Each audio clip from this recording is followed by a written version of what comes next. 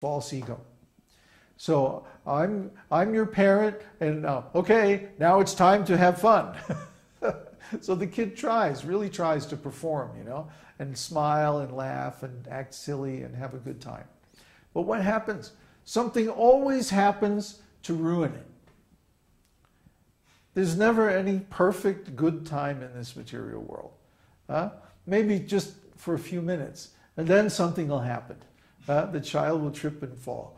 Or they'll be on this little ride, they have these little electric cars down at the park.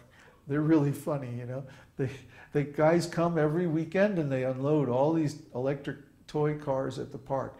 And the kids get in and they run around, terrorizing pedestrians.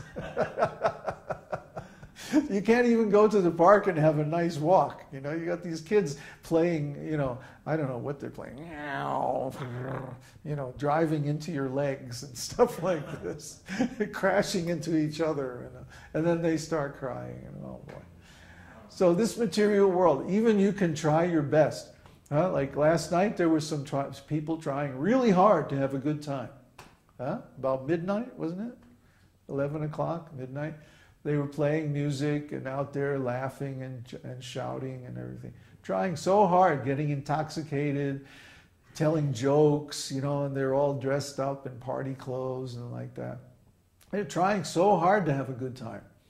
But in the end, everyone just gets tired and they have to go home. They cannot keep up this material enjoyment indefinitely. But we've been chanting the holy name since 1966, 1967. And we're not slowing down. If anything, we're chanting more. We're arranging to go out in the forest, out in the jungle, where we have nothing to do but chant. That's the whole idea. No distractions, no other engagements, no loud neighbors to deal with. Of course, there'll be the monkeys, but that's another story. We'll be able to chant the holy name even more, and that's our purpose in life. That's our pleasure in life. We get pleasure when Krishna gets pleasure. That's the secret. That's the mystery of devotional service. When we do something to please Krishna, then we experience pleasure without any cause. It's called causeless enjoyment. Causeless mercy. So by pleasing Krishna with devotional service, we automatically enjoy. Prabhupada gives the example, when you pour water on the root of the tree, automatically the branches and the leaves are satisfied. You don't have to water them separately. So we don't have to look out for our own enjoyment, our own safety, our own pleasure, our own protection or any of that. We just have to serve Krishna. And then automatically all these other things are taken care of simply by themselves. Krishna is doing. Krishna is the doer. He says, I am the doer in all bodies. There are two knowers in the body. The body is called the kshetra, or the field. And then the knowers are the kshetrajna, or the knowers of the field. There are two, the soul and the super soul, or the individual jiva, you and I, and then also Krishna, the super soul, in one of his expansions. So who is actually operating the body? Not us. Do you beat your heart, or do you calibrate the amount of digestive acid in your stomach after you eat? Do you even think about it? Unless you get an upset stomach from eating too much. We don't even think about it. We simply enjoy the results of the operation of the body, which is carried out according to our desire by super soul. If I say, oh, I want to raise my hand, do I raise my hand? Do I think of how all the muscles in my arm have to cooperate and move together just to raise my hand? No. I just desire. I want to raise my hand, and it automatically happens. But it's not exactly automatic. It's done by super soul. Super soul is the doer, and we are simply the cooperator. And when we cooperate with super soul, then everything goes very nicely. But if we rebel against Super Soul and we try to do our own program, then we have to struggle.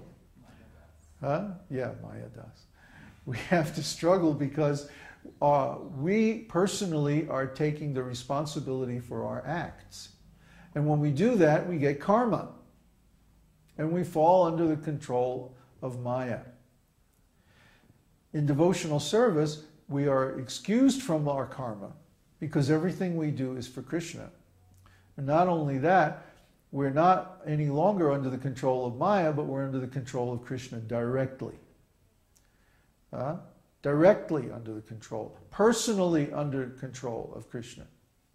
So when we cooperate with Krishna, that means we allow Krishna to control us. When Krishna says, Sarva dharman parityaja, mam ekam sharanam vraja, aham tvang sarva papebhyo mokshayashyami, masucha. When he speaks in Bhagavad Gita, he says, give up all other kinds of religion. He doesn't say, give up everything except Vedic religion. No, he says, give up all kinds of religion. And just surrender unto me alone. That means unto Krishna personally.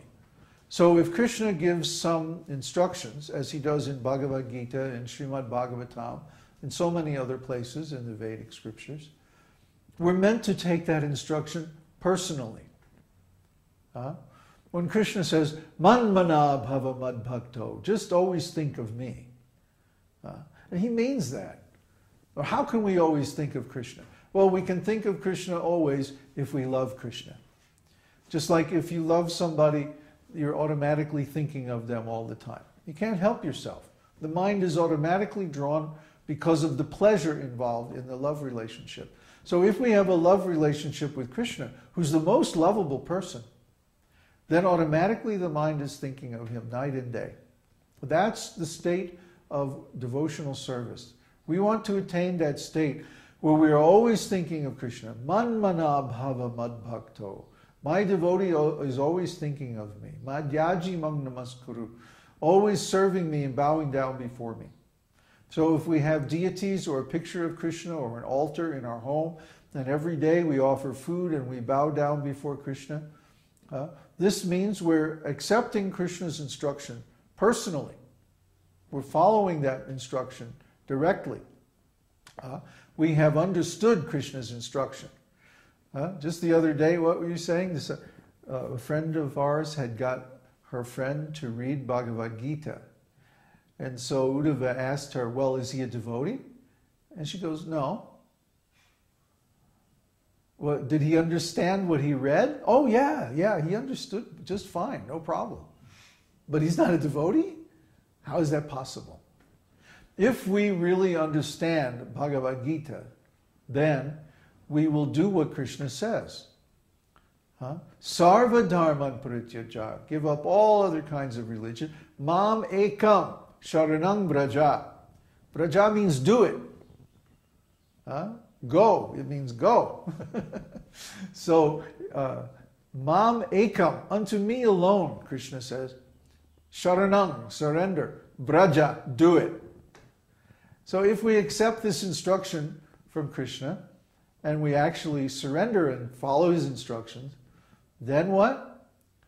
Mokshaya shyami. I shall deliver you. From what? Sarvadam prachaja mamekang sharanam vraja aham tvang sarva papebhyo. I, aham, you, tvang, sarva papebhyam, from all sinful reactions. So we're all worried about karma and our sinful reactions from all the nonsense that we've done in this life and in previous lives. But if we surrendered unto Krishna alone, giving up all other considerations, then mokshaya shyami aham tvang sarva papebhyo. I will deliver you from all sinful reactions. Ma shuchaha. Do not fear. Don't worry, Krishna says. Don't worry. Krishna is all-powerful. And actually, everyone in this world is chasing pleasure through the senses in this material world. But yet, the source of that pleasure that we're chasing in this material world resides within our very own hearts. So why are we going outside trying to find pleasure in this world when the actual source of pleasure, the actual emanation, the emanator of the pleasurable things in this material world is the supersoul in our own hearts? Why are we looking outside when the source of the pleasure we seek is within us? Like Jesus said, the kingdom of heaven is within you. So why are we doing so much external arrangements and so much external efforts and trying to go here and do this and go there and do that and all this stuff? It's not necessary. Krishna says, Sarva dharman parityaja. Give it all up. Mam ekam sharanam vraja. Just surrender unto me.